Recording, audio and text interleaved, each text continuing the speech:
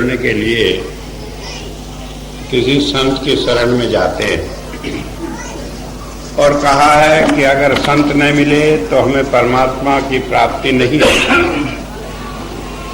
मेरे हुजूर संत कृपाल सिंह जी महाराज कहा करते थे, अगर कोई कहे कि उसे संत की या गुरु की आवश्यकता नहीं तो समझ लो उसे परमात्मा की भी आवश्यकता नहीं, क्योंकि बिना संत के परमात्मा मिलता नहीं।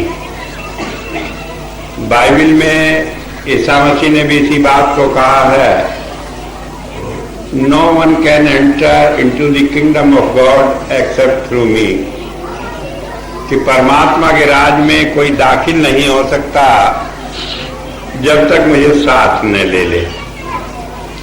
तो इस तरह से हम देखते हैं कि परमात्मा की भक्ति करने के लिए संत की आवश्यकता होती है। लेकिन अब एक दूसरी समस्या है कि संत किसे कहें, किसे हम संत माने, क्योंकि जहां तक साधु महात्मा का सवाल है, हजारों लाखों साधु महात्मा, कुंभ का मेला लगता है, उसमें लाखों महात्मा लोग इकट्ठे होते हैं। तिब्बत एक देश है हिमालय में, वहां पर महात्मा बनने का एक इस तरह की बीमारी चली कि जितने 18 साल से बड़े आदमी थे सब सिर घुटाकर लामा बन जाते थे। वहां पर लामा कहते हैं महात्मा को। और इस तरह से जितने भी जवान आदमी थे वो सारे ही महात्मा थे। अब दुनिया का काम धंधा भी करना है तो बेचारी औरतों को दुकानदारी करनी पड़ती, कमाई करनी पड़ती, खेती करनी पड़ती, और आदमी लोग महात्मा बनकर मौज करते, क्योंकि कहा भी है सिर घुटाए 3 गुण मिर्जा सिर की खाद, खाने को हलवा मिले लोग कहे महाराज। तो इस तरह से महात्मा बनने की ये बीमारी रात दिन लगी पड़ी और बिना महात्मा के गुजर भी नहीं। तो ऐसी हालत में कई लोग चक्कर में पड़ जाते हैं कि किसे महात्मा माने, किसके पास जाए। मुझे याद है आज से 14 साल पहले की बात, मैं बरेली जब 2 साल हुए थे, जब इस सत्संग देने के लिए आता, हुजूर संत कृपाल सिंह जी महाराज के चोला छोड़ जाने के बाद जब से मैंने बरेली आना शुरू किया तो हर महीने में आखिरी इतवार को यहाँ आता हूँ, और जब भी आता था रामपुर गार्डन में सत्संग होता था। तो रामपुर गार्डन में कुछ झंझट हो गया और हमने वहां पर निश्चय किया कि अब हम यहाँ सत्संग नहीं करेंगे, कहीं और जाकर सत्संग करें। तो एक दिन ऐसी घटना हुई कि सत्संग खत्म हो गया, लंगर जब बंटने का टाइम आया तभी वो झंझट खड़ा हो गया। तो बहुत सारी संगत थी, वहां से हम लोग चल दिए कि जहां जगह मिलेगी वहां बैठकर सत्संग कर लेंगे। तो यही मणिनाथ का मंदिर है, यहीं पर आकर हम लोग रुके। मैं था, मेरे साथ हजारों आदमी थे। अब यहाँ पर जो मणिनाथ के जो पुजारी है उन्होंने देखा, कहने लगे ये कौन है? कहने लगे स्वामी जी है। कहने लगे कहाँ से आया? कि शामली से आए हैं। कहने के ले यहाँ महात्माओं की कमी थी कि ये शामली से आए, और मैं भी तो महात्मा हूँ, लोग मेरे पीछे क्यों नहीं लगते, इनके पीछे लगे पड़े। तो हालत यह है कि महात्मा तो हर एक आदमी बनता है, लेकिन सवाल यह है कि महात्मा कौन है, किसे हम महात्मा कहें। तो आज मैं ऋग्वेद के पहले अध्याय का 187वें सूक्त का ये मंत्र ले रहा हूं, 5वां, जिसमें बताया कि महात्मा कौन है। वैसे तो हुजूर अक्सर कहा करते थे कि जो हमें बिठाकर अंतर में अंधेरा दूर कर दे, रोशनी दे दे, खंडों ब्रह्मंडों में हमारे साथ होकर चले, वो संत या महात्मा है। लेकिन इसी बात को वेद ने अपने ढंग से कहा है। तो वेद क्या कहता है? तव ते पिता ददत तव, कहते हैं कि वो पिता है। पहले संत के लिए कहा है कि वो हमारा पिता है। पिता का परिवार में क्या काम होता है वो सबका पालन पोषण करता है। तो कहा इसी तरह इस हमारे आध्यात्मिक परिवार में जो लोग परमात्मा की भक्ति करने आए हैं, उसमें संत की जिम्मेदारी होती है कि वो जितने आदमी आए हैं सबकी संभाल करे, सबका पालन पोषण करे। पालन पोषण क्या करना है कि भक्ति में लोग लगे, भक्ति को रास्ता छोड़कर उल्टे कामों में न जाने लगे। वैसे तो बड़ा आसान है, संत के पास जाओ और उसकी मौज हो जाए, कोई एक दो काम ऐसा हो जाए जो कि आश्चर्यजनक मालूम पड़े तो दुनिया पीछे लग जाती है। हुजूर कहा करते थे कि एक आदमी को दिल्ली चांदनी चौक में मुर्दे को जिंदा कर दो, एक को कलकत्ता में कर दो तो सारा हिंदुस्तान ही पीछे लग जाएगा। लेकिन इस पीछे लगने से काम नहीं चलता। कारण क्या है कि हम आए थे परमात्मा की भक्ति करने को, और उसे छोड़कर अगर इस दुनिया के झंझट में लग गए तो वो लगना नहीं हुआ, बल्कि वो तो उल्टे रास्ते चलना हुआ। तो जब हम कहते हैं कि संत हमारा पिता है तो वो इसलिए पिता है कि वो सारे परिवार को दुनिया से हटाकर परमात्मा की भक्ति के मार्ग में ले जाता है। वो हमें दुनिया में भटकने नहीं देता। जो आदमी दुनिया के झंझटों में लग जाते हैं, भटक जाते हैं, उन्हें किसी तरह वहां से हटाकर परमात्मा की भक्ति के मार्ग पर लगाए रखता है। और कहा तब तय ददत, तब कहते हैं कि साधक को जो जीव है उसे परमात्मा की धारा देता है। संत हमें क्या देता है, वो हमें परमात्मा की वो धारा देता है अंदर में।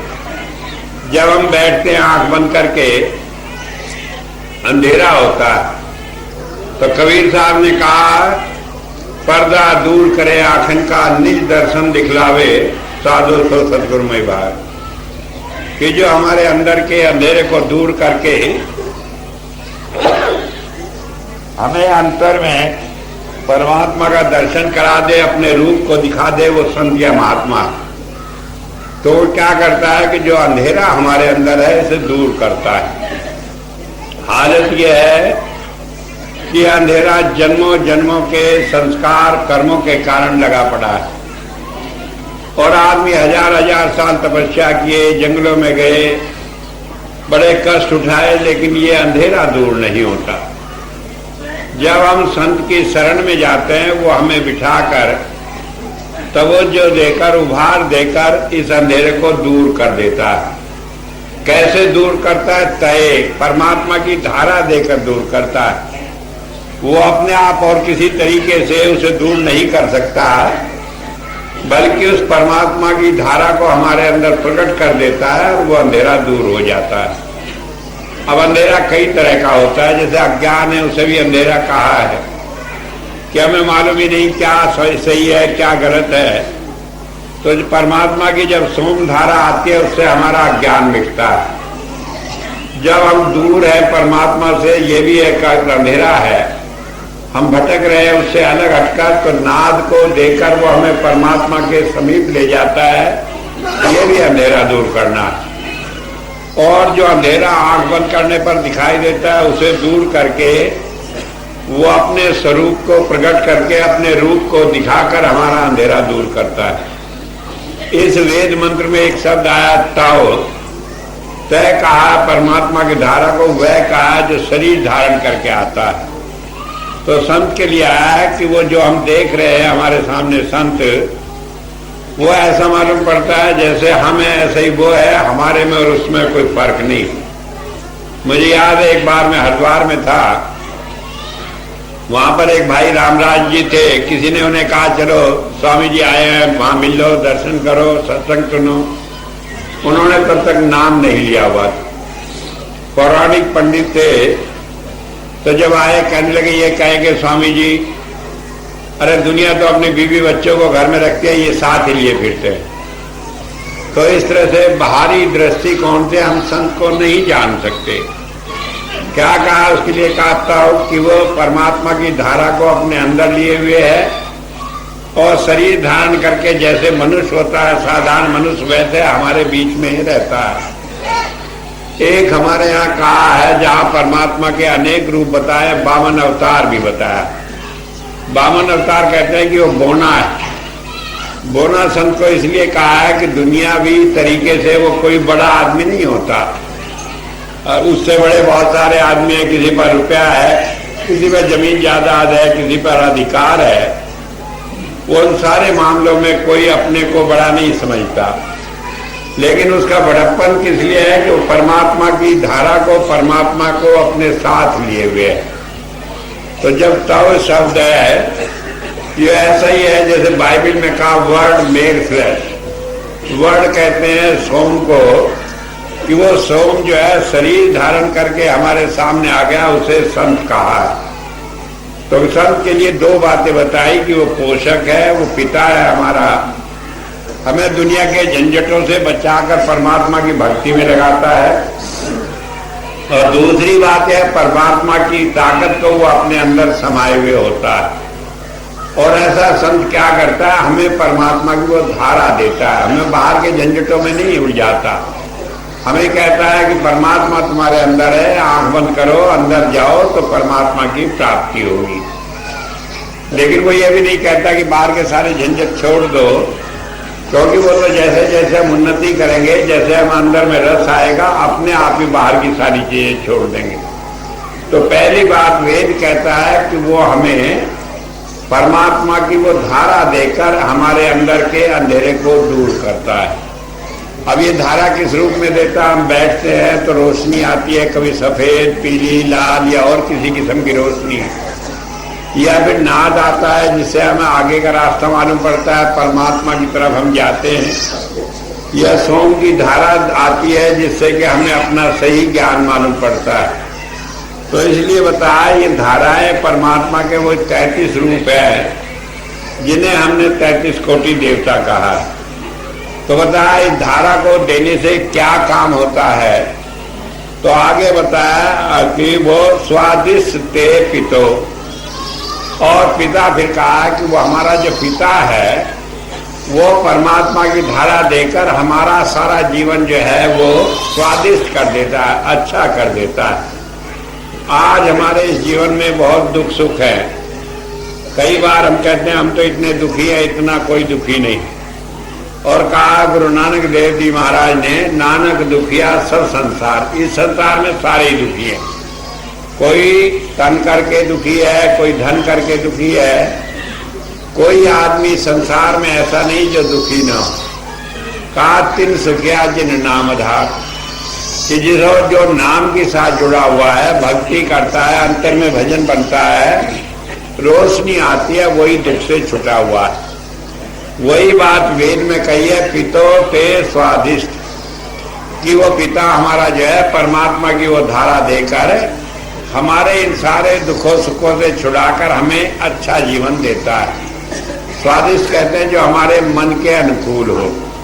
अब जब हम इस संसार में दुखों में फंसे हैं तो उसमें हमें किसी ना किसी तरीके से सहारा देकर वो दुखों से निकाल लेता है।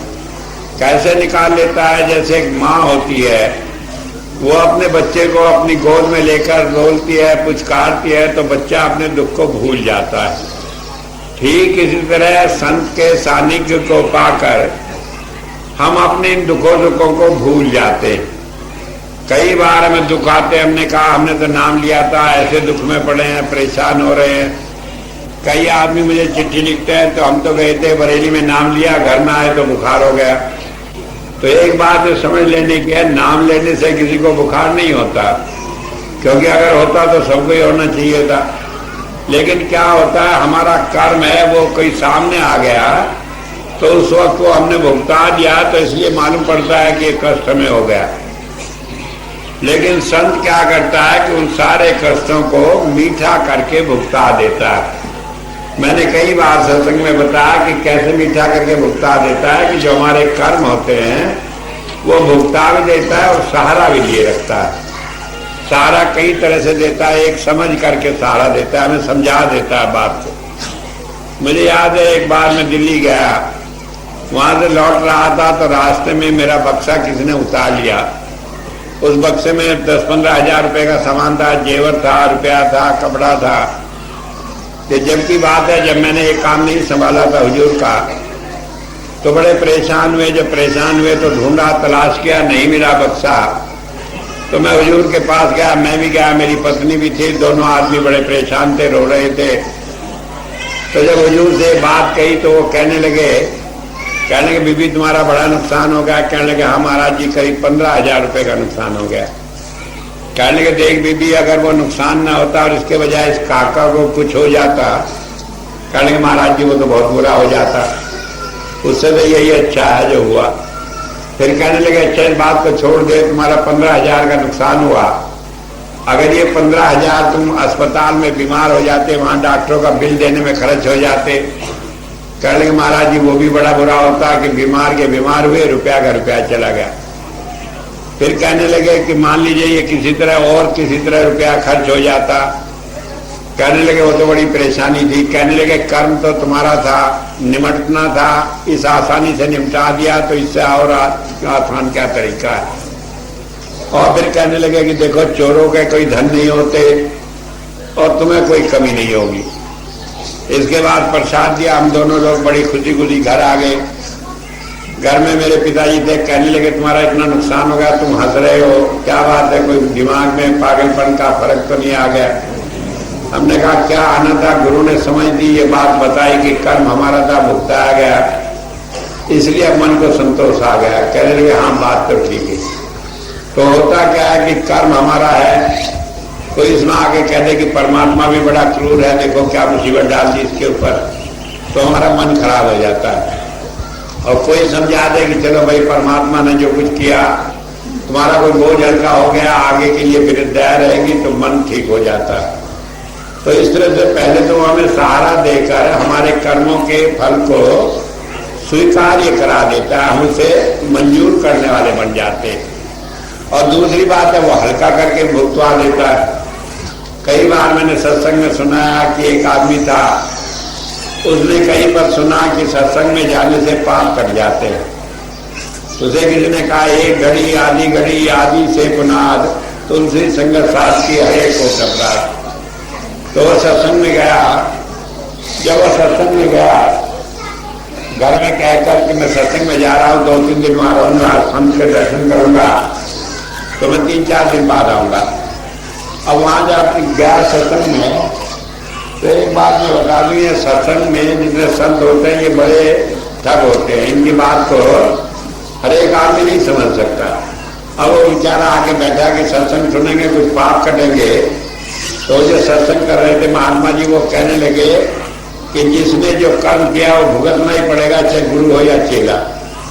अब यह बात कही, वो कहने लगे लोग मैं तो सुन के आया था सत्संग करने से पाप करते हैं, और इन्होंने कह दिया कि अपने अपने कर्म सबको भोगने पड़ेंगे, छुटकारा होगा नहीं।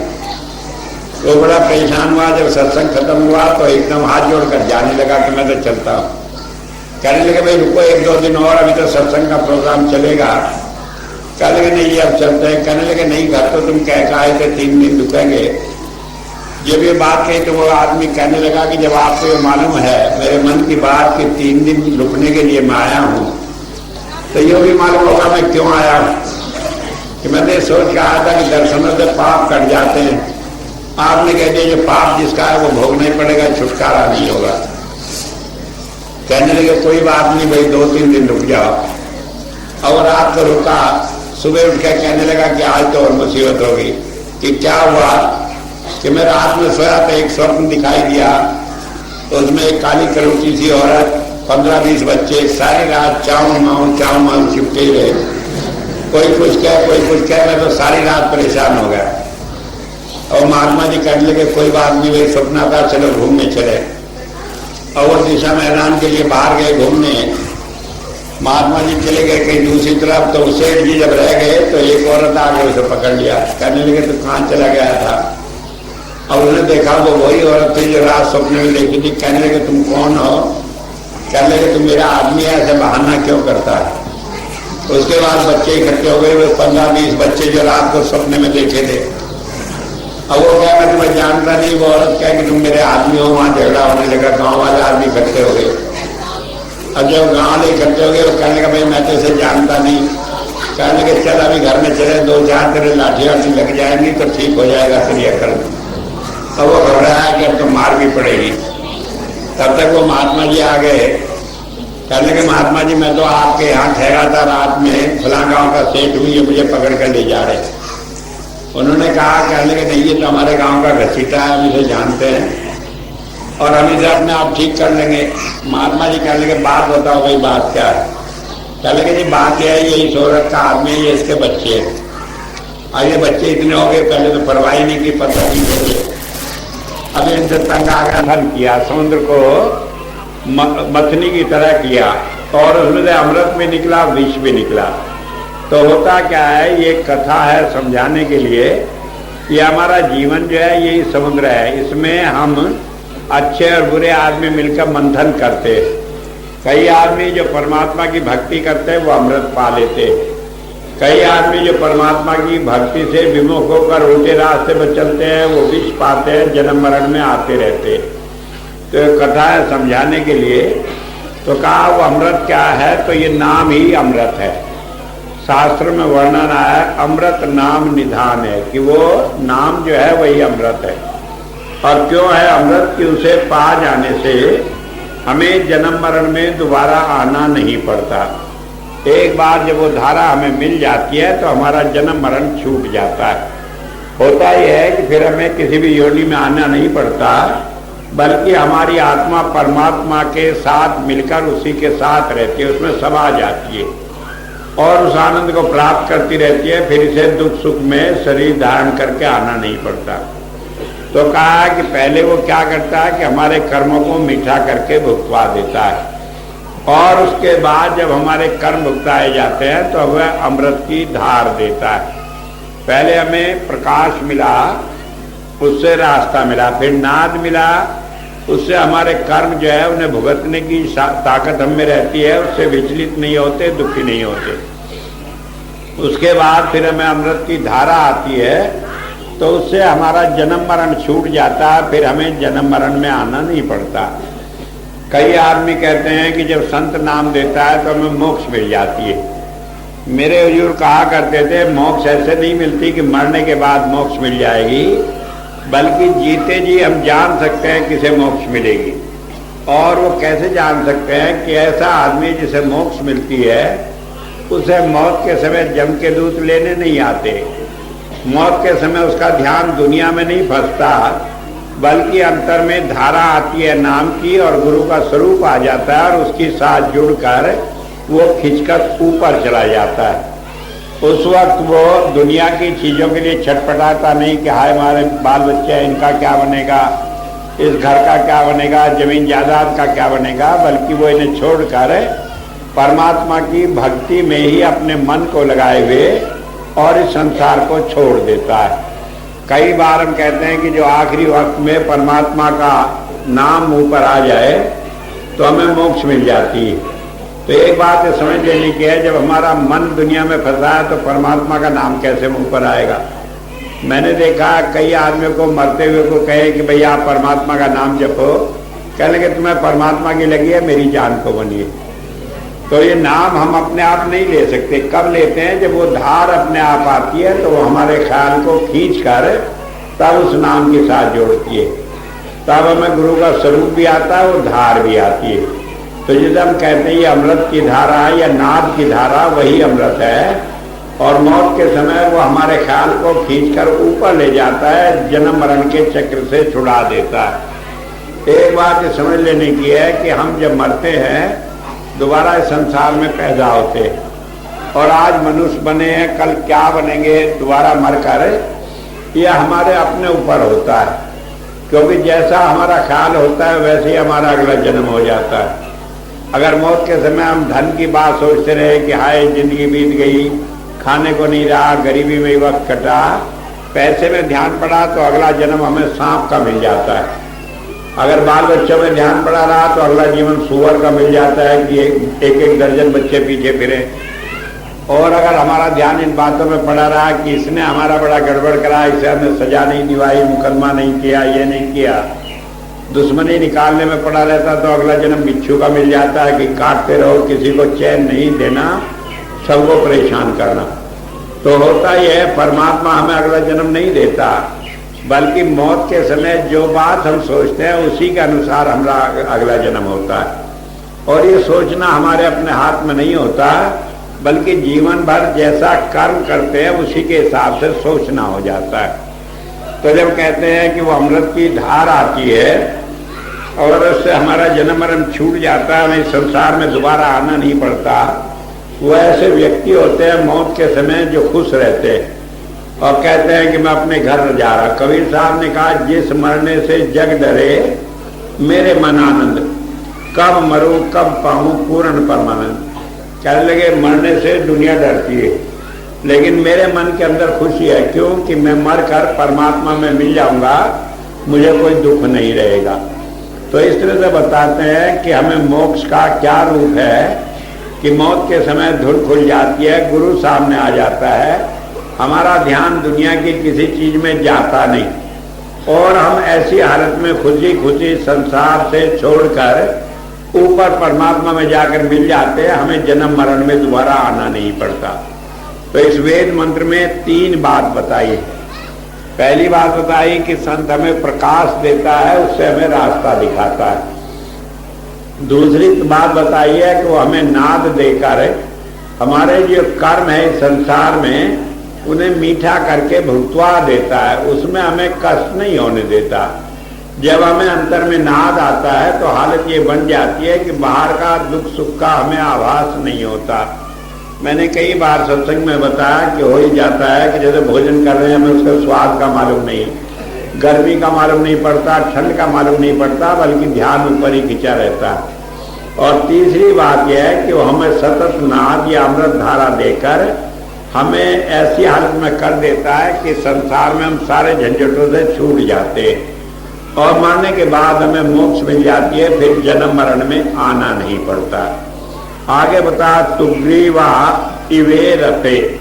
तुग्रीवा कहते हैं कि जिसकी लंबी हाथ हो या लंबी बाह, तो परमात्मा के लिए आया है। परमात्मा की लंबी बाह कहाँ है, खबर नहीं परमात्मा कहाँ बैठा है, लेकिन हम कहीं कोई काम कर ले सारी चीजें देख रहा है, और कहीं छिपकर कोई सा भी काम कर ले वहीं सजा देने के लिए आ जाता है, कोई चीज उससे छिपी नहीं है। तो इसलिए कहते हैं परमात्मा की बड़ी लंबी बाह है, उसकी हजारों आंख है, कोई बात उससे छिपी नहीं, कोई बात हम उससे छिपा नहीं सकते। तो परमात्मा के लिए आता है। लेकिन कहा तुग्रीवा इव, जैसे परमात्मा इसी समान संत होता है। संत में और परमात्मा में कोई भेद नहीं होता, बल्कि किन्हीं विद्वानों ने तो कहा है कि परमात्मा कुछ करता ही नहीं, बल्कि संत परमात्मा का कारिंदा होकर काम करता है। बाइबल में एक चैप्टर है इमोस 3:7, उसमें कहा है Lord God does nothing except he reveals his secret counsel to his servants the prophets, कि परमात्मा कुछ करता नहीं, जो भी करता है वो अपने कारिंदे के द्वारा, संत के द्वारा इस संसार में कराता है। तो इस तरह बताया, वेद मंत्र भी यही बात कहता है, तो भी ग्रेवा, यह जितना भी है परमात्मा लंबे हाथ वाला, उसके सारे काम संत करता है, उसी के समान संत इस संसार में काम करता है। और क्या काम करता है, रहते हमें सौभाग्य देता है, हमें वैभव देता है, हमें सारी दुनिया के झंझटों से छुड़ाकर परमात्मा के धन को हमें देता है। एक बात समझ लेनी कि परमात्मा का धन क्या है कि हम दुखों से छूट जाए और हर वक्त आनंद की स्थिति में रहे। अब दुनिया में रोटी है, कपड़ा है, मकान है, तो बहुत छोटी चीज है, इससे भी बहुत बड़ी चीज कि हर हालत में हमें आनंद में रखता है, हर हालत में हमें दुखों से छुड़ाए रखता है और हर हालत में हम अपने साथ जोड़े रखता है, परमात्मा के रास्ते पर लगाए रखता है। इसी को परमात्मा का धन कहा है। तो कहा कि संत हमें उस परमात्मा के धन को देकर हमारे साथ लगाए रहता है। जब कहते हैं कि संत हमें दुनिया के झंझटों से छुड़ा लेता है, तो उसमें एक बात और कही गई है कि बिसर गई सब ताक पराई, जब से साध संगत मोहि पाई, कि जब हमें संत मिल जाता है तो फिर हमें दुनिया से बैर भाव नहीं रहता। मान लीजिए हमारा कोई काम था, किसी के कारण बिगड़ गया, तो अब ये नहीं कहते इसने हमारा काम बिगाड़ दिया, बल्कि हम तो कहते हैं कि हमारा कोई कर्म था, उसका भुगतान इसके द्वारा हो गया, हमारे हाथ में क्या है। भगवान कृष्ण ने गीता में कहा कि भाई तुम किसी के मारने वाले नहीं हो, ये सब मरे पड़े हैं, तुम तो निमित्त मात्र हो। तो इस तरह से जब हम संत के पास जाते हैं, किसी के द्वारा हमारा कोई काम बिगड़ जाए, तो हम कहते हैं कि परमात्मा की यही इच्छा थी, उसने किया, इसका नाम हो गया, तो उससे हमारी नाराजगी नहीं होती। तो दुनिया में हमारा सबसे प्यार रहता है, किसी से बैर भाव नहीं रहता। कोई अच्छा कर जाए, बुरा कर जाए तो उसकी परवाह नहीं होती। हमारे सामने उदाहरण है ईसा मसीह का, कुछ लोगों ने उसे सूली पर चढ़ा दिया, तो जब सूली पर चढ़ाया तो परमात्मा से प्रार्थना की उसने कि हे परमात्मा आप इन्हें माफ कर देना, इन्हें नहीं मालूम ये क्या गलती कर रहे हैं। तो होता यह है कि जब हम परमात्मा की इच्छा में रहने वाले होते हैं तो हमारा किसी से कोई बैर भाव नहीं रहता, हम दुनिया में किसी चीज के झंझट में फंसते नहीं। इस तरह से संत हमें इस परमात्मा में भक्ति कराता है, दुनिया में परमात्मा की भक्ति कराता है।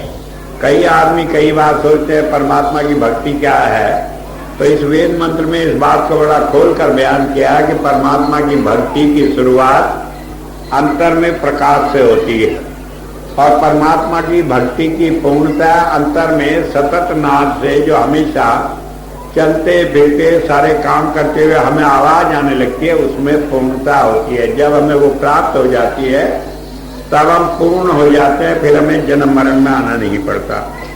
तो इस वेद मंत्र में संत की इस बात को साफ करके बयान किया है। जब हमें कोई ऐसा संत मिल जाता है तब समझ लो हम सही रास्ते पर लगे।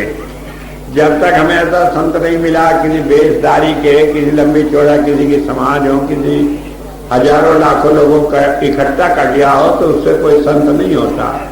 संत की पहचान एक है कि वो बिठाकर हमें अंतर में नाम लेता है, हमारे अंग संग रहता है, और मौत के समय हमें छुड़ाकर इस झंझट से परमात्मा मिला देता है, मोक्ष दिला देता है, फिर हम इस जन्म मरण में पड़ते नहीं। तो इसी बात को कहकर मैं आज अपनी बात को समाप्त करता हूँ। इसी को जो वेद मंत्र है, इसका हिंदी में कविता में कहा है, संत प्रभु का रूप है सुंदर, अनंत धार बहाता है। जो परमात्मा का रूप है, जो हम परमात्मा से चाहते हैं वो उसके द्वारा पाते हैं, और वो परमात्मा की अनंत धाराएं हमें देता है। मन की जानन हारा संत, संत सुधार सरता है, कि वो हमें अमृत जो है वो पिलाता है, और वो हमारे मन की जानने वाला है। जैसे जैसे हमारे मन के विचार होते हैं, जैसी हमारी आवश्यकता होती है, उस हिसाब से देखकर वो हमारे सारे काम करता है। तो इस तरह से हमें जो रास्ता मिला है, हम इस रास्ते पे चलते हुए भक्ति के रास्ते पर लगे रहें और अपने मन को इधर उधर भटकाए नहीं। जब उसने जिम्मेदारी ली है, नाम दिया है, तो वो हमें पूर्णता तक पहुंचाएगा, मोक्ष दिलाएगा, हमें कहीं इधर उधर छोड़ेगा नहीं। मेरे हुजूर संत कृपाल सिंह जी महाराज कहा करते थे कि संत जब नाम देता है तो वो अंतर में हो बैठता है, और जब तक नहीं छोड़ता, जब तक सचखंड नहीं पहुंचा देता। तो इस तरह से उसका काम है, वो अपना काम खुद ही करता है, हमारे कर्मों का भुगतान कराकर हम परेशान ना हो, उसके बताए हुए रास्ते पर लगे रहें। इसके अलावा एक बात, एक भाई ने मेरे पास सवाल भेजा है, मैं उसका भी जरा निराकरण कर दूं। किसी भाई ने कहा है कि हमारे यहाँ देहात में ये कहावत प्रचलित है कि शुक्रवार और शनिवार को दूध किसी को देते नहीं, अगर कोई दूध देगा तो उसका नाश हो जाएगा, किसी ने ऐसा बताया, या मवेशी दूध नहीं देगा, तो ये बेकार के बहम है, इसमें पढ़ने की जरूरत नहीं। आप 12 जितने भी 7 के 7 दिन है वो सब परमात्मा ने एक से बनाए हैं, उसमें कोई शुक्र या शनिवार कोई अलग नहीं होता। तो इस तरह से आप इस तरह के बहम में न पड़े, और आप अपना जो काम है वो ढंग से सब करते रहें, उसमें इस बात का कोई फर्क नहीं पड़ता। क्योंकि देहात में आकर कोई बहका देता है, किसी का दूध नहीं दिया, कहा है कि तुमने शनिवार को दूध दे दिया होगा, ऐसी बातें करके लोग उल्टे रास्तों पर डाल देते हैं, तो इन बातों में न पड़े। एक दूसरी बात यह थोड़ी सूचना है, वो मैं आपको दे दूं। पहली बात यह है